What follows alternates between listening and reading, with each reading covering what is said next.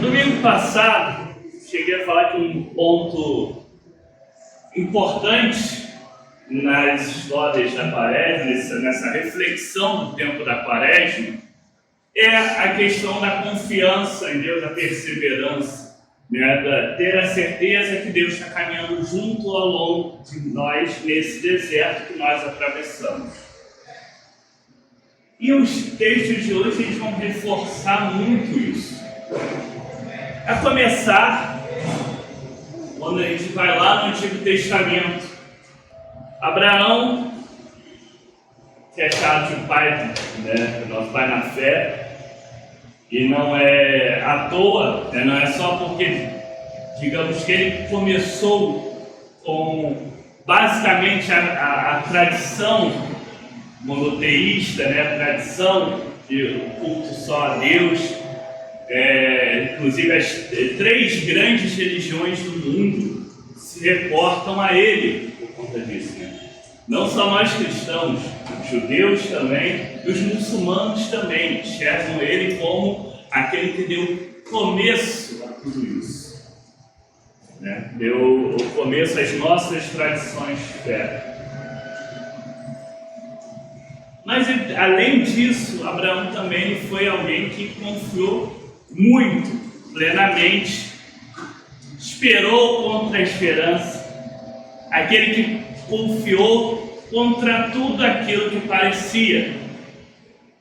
Veja que é importante a gente entender qual a mentalidade deles naquela época. Para ele era um completo absurdo a ideia da pessoa não deixar seus descendentes, não ter filhos de sangue. A ideia que se tinha naquela época, na verdade, a sua continuidade, a continuidade da sua vida era através de seus filhos, netos, bisnetos, etc. Então Abraão está muito desolado naquele momento. Ele já muito idoso, sua esposa já muito idosa, e ele ainda não tinha filhos, que era algo extremamente importante para ele, e ele tinha a impressão de que tudo aquilo que ele fez, tudo aquilo que ele trabalhou, tudo que ele construiu e tudo que ele deixou naquele momento era em vão. Afinal de contas, o que era importante para ele, ele não tinha conseguido. E não ia ter quem continuasse aquilo que ele iniciou. E Deus fala para ele confiar mesmo assim.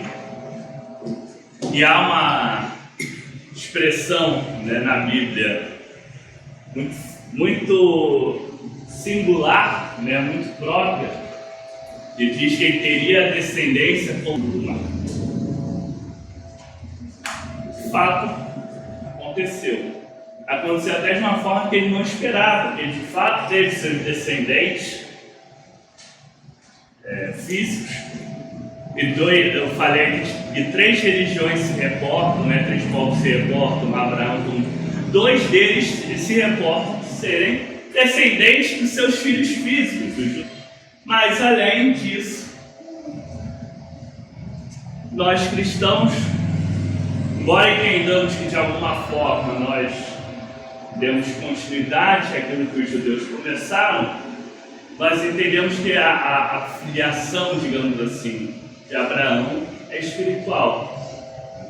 É por isso que também a gente vai ver lá, Deus vai ver sendo falado no Novo Testamento, que Deus pode fazer até das pedras filhos de Abraão. Mas o ponto-chave aí está justamente nessa permanência da fé de Abraão nas promessas de Deus.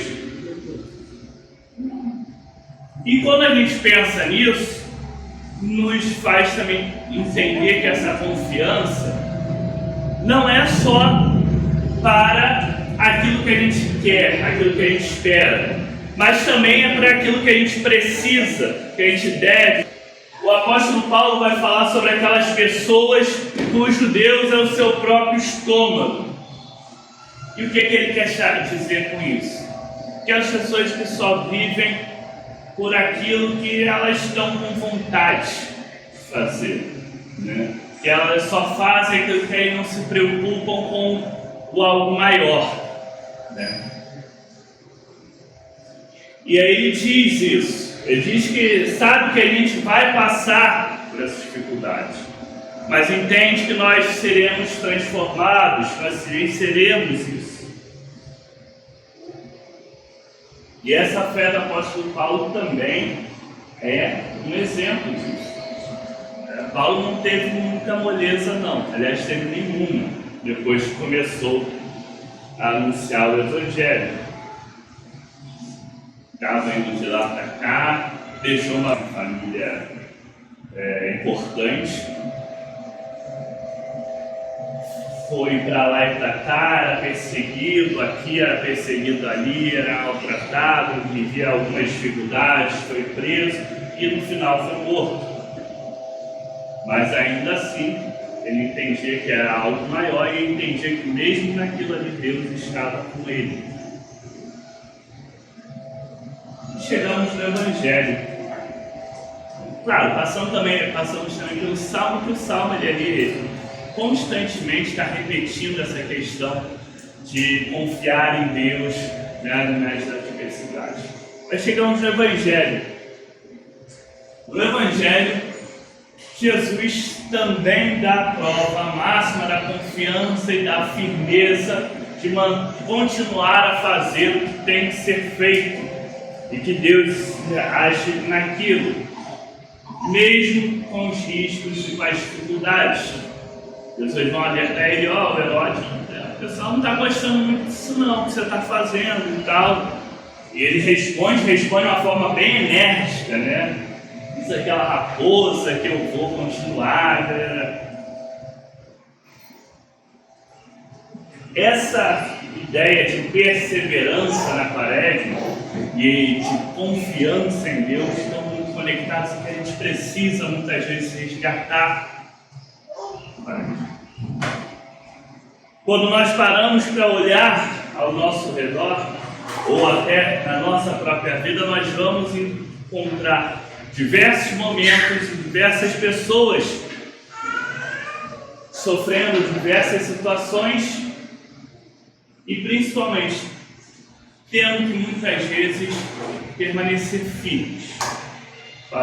Não escolher o caminho fácil, não escolher só aquilo, como o Paulo fala, né, aquilo que o seu próprio estômago manda, mas fazer aquilo que tem que ser feito, aquilo que é o correto, aquilo que é o bom, e ter a certeza de que nisso nós vamos continuar sendo amparados por Deus, mesmo que as adversidades venham, e elas virão.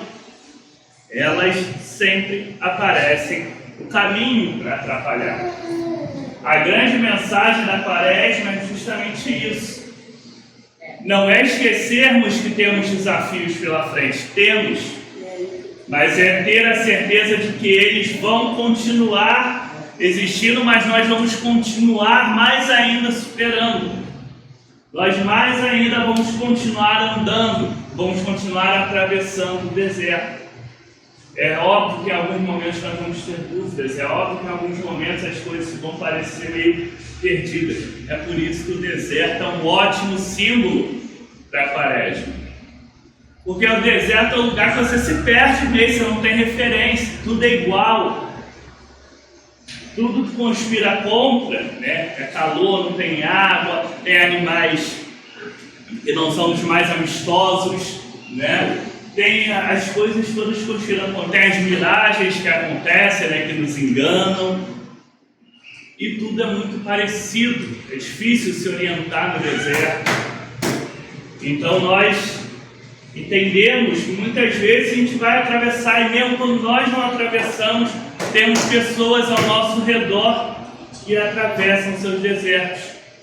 E nós, como somos chamados, conforme o mandato bíblico, de nos alegrarmos com os que se alegram, mas chorar com os que choram, somos chamados também a amparar essas pessoas, a estar junto com elas, a sofrer junto, compadecer, padecer junto com elas.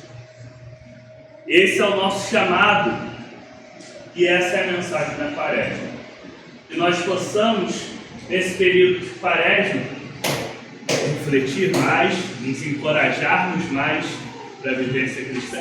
Temos às vezes menos medo, né, da Quaresma. Às vezes a gente vê a Quaresma só com tristeza, com coisa, mas ela também é esse período de refletirmos, de nos encorajarmos, de arregaçarmos as mangas e fazermos o que tem que ser feito. Que Deus nos ajude nessa caminhada e possamos ter cada vez mais a certeza da presença dele conosco.